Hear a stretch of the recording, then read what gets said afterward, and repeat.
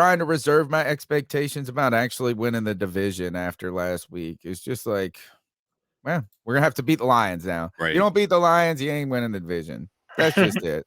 That's just it. So one game at a time. And speaking of those Lions, they've been a tough team, man. And they, you not a month, just a month ago, they were in top contention for one of the worst, for one of the top picks in the draft. Mm-hmm. You can legit say that right now the Detroit Lions are one of the better teams in football. They beat the Minnesota Vikings. A lot of people seem to think that should they play again, that they would beat Minnesota again, and they are still in line for the playoffs. They're one of those teams that's also right on the cusp. But this, no team has played a harder strength of schedule this season than the Lions at .590 opponent win percentage, making their 7-7 record all the more impressive. And I have to give it to you guys, man. I used to be down on Dan Campbell, and everybody else swore by this man. And now it really does seem as though he has turned it around, and he has that Detroit Lions team really believing in themselves right now and really fighting. Tony, you made the point that most of their team is made up of former NFL players. The coaching staff, their coaching staff is made up of NFL players, and it's one of those things where we have a very tough opponent coming into town. In fact, even before we played Seattle, a lot of people believed that this would be our toughest test. Shout out to Michael Huck in the chat room, a Lions fan, enjoying the show. Appreciate you, brother. Hope you're enjoying the C3 Panthers podcast. And speaking of this game against the Detroit Lions is set to be perhaps the coldest game in the history of Bank of America Stadium, the coldest home game that the Panthers have ever played at home. They were saying that the wind chill, it's possible to be 7 degrees by the time we get to game time at 1 o'clock. 7 or 17? 17. 17. This is wild to me that this is the coldest game in that this could be the coldest game in Bank of America history. Right. Is that, man, 32 degrees with a wind chill of 17? I'm not saying I want to be in the stands for that game necessarily and during that type of cold, but you look at the one that was in Green Bay in 97, it was 3 degrees was the regular temperature. Man, you're like, that's not terrible, but it is the coldest. What can we mention this?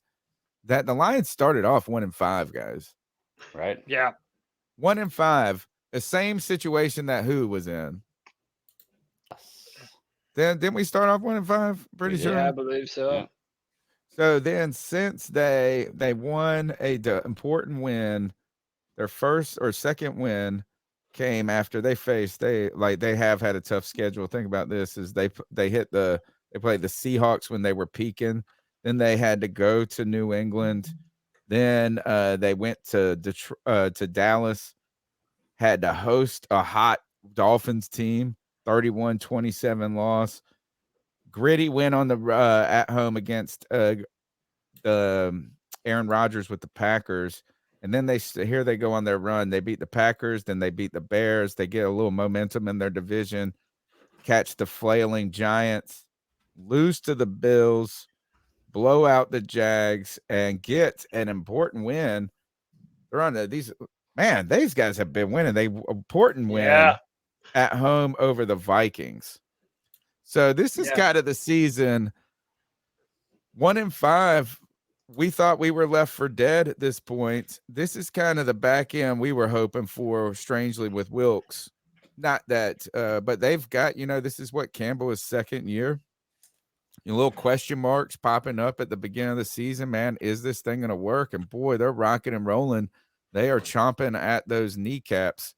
Like he said, this is the type of team he wanted to build.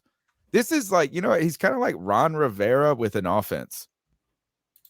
Sure. Like he's a tough guy, but their team just scores points. I like that. That's a great comparison. Yeah. And speaking of that offense, do you all think differently of Jared Goff now? I mean, I remember, even last year they had the number 2 pick draft. Most people were like, "Oh, the Los Angeles Rams and Sean McVay, they wanted to get rid of Jared Goff because he wasn't good on certain kinds of throws that they wanted to capitalize on." And a few Because he weeks wasn't ago, Mahomes. yeah, but even a few weeks ago, a lot of people were thinking when the Lions were picking top 10 or whatever that the Detroit Lions are going to take a quarterback. But this Lions offense is one of the best offenses in the NFL. When we've been talking about potential head coach candidates that do not retain Steve Wilkes, the Lions offensive coordinator is one of the names that comes up. So they are a very dynamic football team that has proven themselves capable of putting up a lot of points. So has this changed your way of what you think about Jared Goff and what you think the Panthers need to do to win this game? Who was the Lions fan in the chat? Michael Hawk. If you want to call in, I got one question for a Lions fan. Maybe just answer it in the chat. Coming from Virginia, 252-228-5098. You can leave a message or just write in the chat. I want to know what the relationship with Deuce Staley and the offensive coordinator is, and what not like their personal relationship. What's the hierarchy? Dan Campbell, because it's listed on the website. I thought that Deuce Staley was kind of in charge of the offense at one point. That's what I thought. But when I looked at the website, it goes Dan Campbell, assistant head coach Deuce Staley, with a separate obligation of running backs coach. And then it has the Ben Johnson guy listed as offensive coordinator. I just want to know how much is Deuce Staley ultimately involved in that offense, because if he is part of that success, I think that makes Deuce Staley an even more attractive candidate going forward. Maybe I'm misreading that, but these guys, their offense has been clicking, and Jared Goff has played well. Cody, I think that the Lions have gotten exactly what the promise of Jared Goff was for anybody at any moment, for the when it was with the Rams and with us now, is a guy that's, to me, reminds me a lot of Alex Smith. Yeah. A guy that can do the job, but if you need him to every game throw 4 touchdowns with no defense and nothing else, then you're probably not going to get it. But Jared Goff always reminded me of a Matt Ryan type of player. Similar skill sets in what they do. They're not less of a douche. Well, the one that doesn't shit his pants on the field. Yeah. Matt Ryan, the one that isn't part of 2 of the literal worst come from behind losses in NFL history. Yeah. I think it's like an insult personally to call someone Matt Ryan. It's like just like a uber dork. Matty Ice, baby. Yeah. But Michael Hart says Dan Campbell and Ben Johnson are working together as a first-year coordinator, has been given full control yet. Maybe he may haven't or hasn't. I'm not entirely sure. But, I want to know what Deuce Staley, because I like Deuce Staley as a potential. I want to see him have success in the league going forward. Maybe be considered for some head coaching jobs. Jared Goff's girlfriend too. Oh, she's beautiful. Chef's kiss. She's beautiful. Chef's kiss. She is, and it is like a beauty too to it. Wild. I'm gonna say this is I think that just settled it for me, man. I was like, man, Jared Goff, cool. Cool with me. Yeah. Cool with me. Well, can I ask we did bring up the point, is this is a must-win game for us? Oh yeah, we have to win this game specifically. Like, I almost feel like the whole season comes down to this game right here. Yes. If we don't win this game, we fall too far behind. Yeah, we don't have we're enough games to playoffs or make bust up the rest of ground. the We're way out. not. Yeah, it's just like you hope you lose out at that point, I would think. Yeah. And by the way, this is one of the things I wanted to talk about. We have to let loose Sam Darnold. And I didn't Oh think that yeah. I didn't think I would say that. But no, we really do need to let loose Sam Darnold. Listen, the passing the football for the Panthers was not the issue against the I'm Pittsburgh Steelers. I'm sorry, it just wasn't.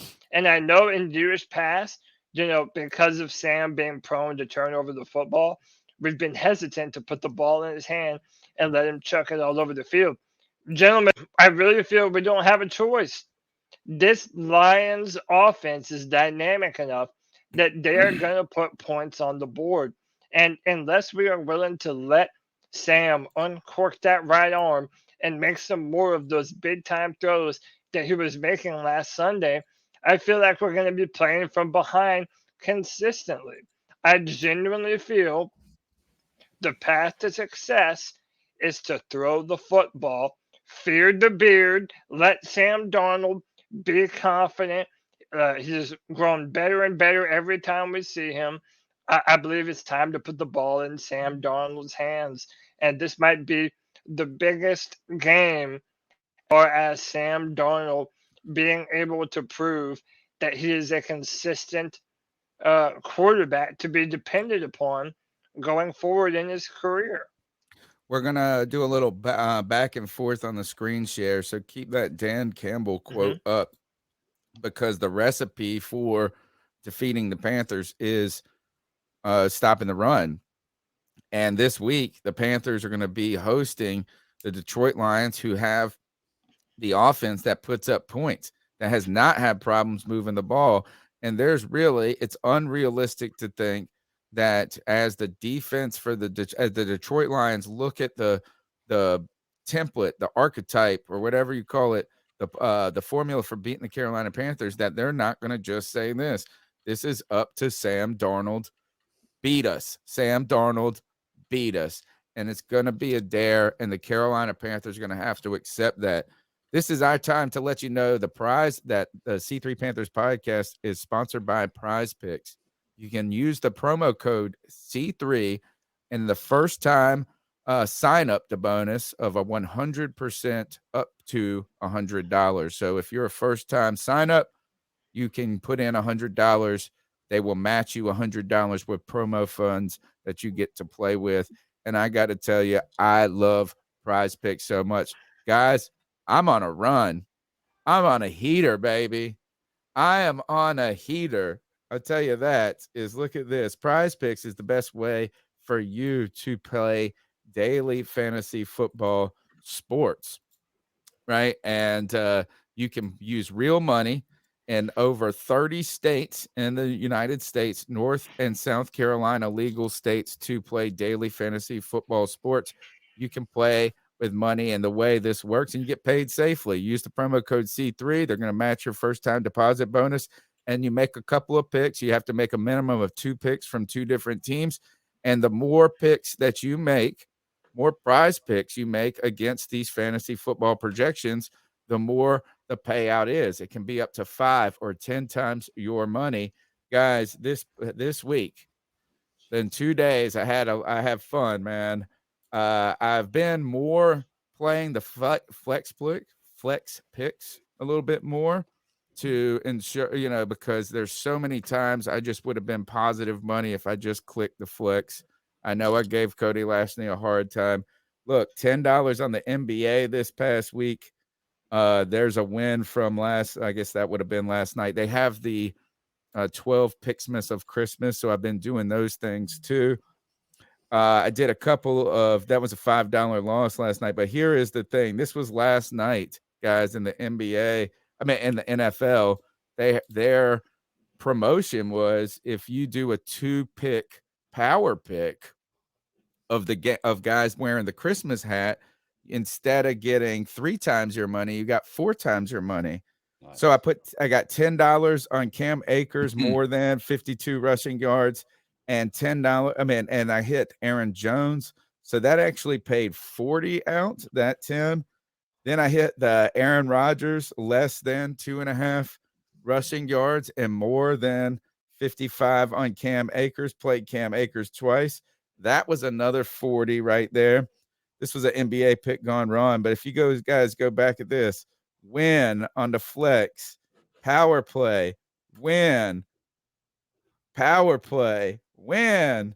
Bro, I've been rocking and rolling on the PrizePicks, dude. I've been having fun. I don't want to look at the injuries now because I think I just jinxed myself on the heater that I'm on. But you know what I'm ready to do at this moment? Call on Sam Darnold. The call. Oh, shit. I'm calling on him for the Panthers to contend in this game. He's going to have to put up more than 210 passing yards. I firmly believe that this game is just not going to be won by 170 rushing yards and holding Denver to 10. Yeah. It's not wrong. There. You believe he needs to do that, but do you believe he can do that? That's what you need to ask yourself when you're betting. Can he do that? Not if he. I do think he can do it. It's the question is, can the Panthers do it though? That's part of the question. Yeah, like you're betting. So do you think it can happen? The Detroit Lions, they may be prolific on offense, but even Michael Hawk, a Detroit Lion fan in here, saying that they are not good on defense. D's ill skill says Lions D ranked 31st, but not a clear depiction of their current play. So they're not a very high defense right now. That's why they haven't won as many games. They were the number one offense in the league through the first 5 games, and they also lost 4 out of 5 of those games. Yeah. I mean, so I really do think we have to air out the football. This is going to be a game for DJ Moore, and you know what? I'm going to call it too, Terrace Marshall Jr. I feel like this season, Terrace Marshall Jr. has only gotten better and better. He's made big time plays. He's fast down the field. I really do think TMJ and Sam Darnold have a real opportunity to continue to build their connection this Sunday. Greg, do me a favor and look up DeAndre Swift's carries the last couple of weeks. I want to see this. I know that they use a stable of backs, but PrizePicks right now has DeAndre Swift 38.5 rushing yards. We have not been a good stop the run defense overall.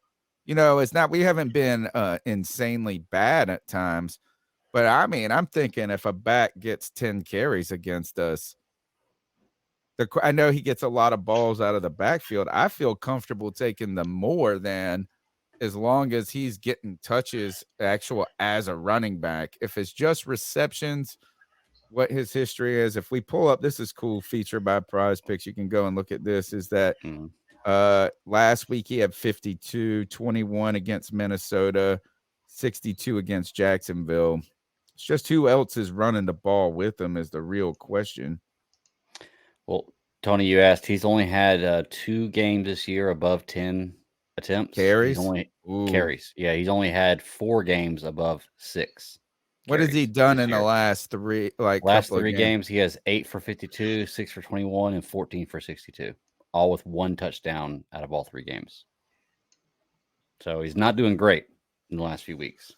Oh, I don't know. 38.5 though. 38.5. He's hit that twice in the last 2 weeks. How do you guys feel about that? Or does that sound scarier now that he ran it off like that? We don't have a good run defense.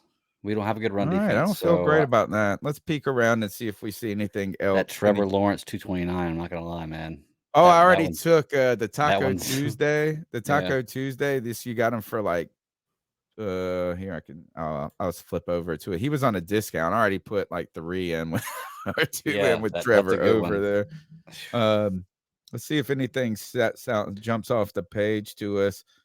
I wouldn't doubt Gino putting up more than 255. Who is Trevor playing? The Jets, though. It's a tough matchup. Dude, I'm telling you, these past few weeks, there has not been a better quarterback in the league than Trevor Lawrence, dude. It's hard to debate that. It really is. I want to I say don't want to less argue that, on but it's this. hard to debate that. Yeah. Zay Jones at 52 yards is pretty good. Man, but they have a Oh, good that's secondary. another one. The That's Jets, another bro. The one. Jets. Sauce Gardner hasn't even allowed a catch for some. I Sauce mean, I know Gardner he can't can't be cover on all three everybody. receivers. Yeah, he can't cover So, all Their three we receivers. defense has been good though. We also have another Lions fan in the chat. He says front seven is stout. It's the secondary that sucks, and that's Oh, that's kind of good what for us. we've heard. And line all of their backs interchangeably. Swift, Justin Jackson, and Jamal Williams. What's the weather? Does Joe Burrow have to go to New England? I don't know. It should say right there, Hey, doesn't it?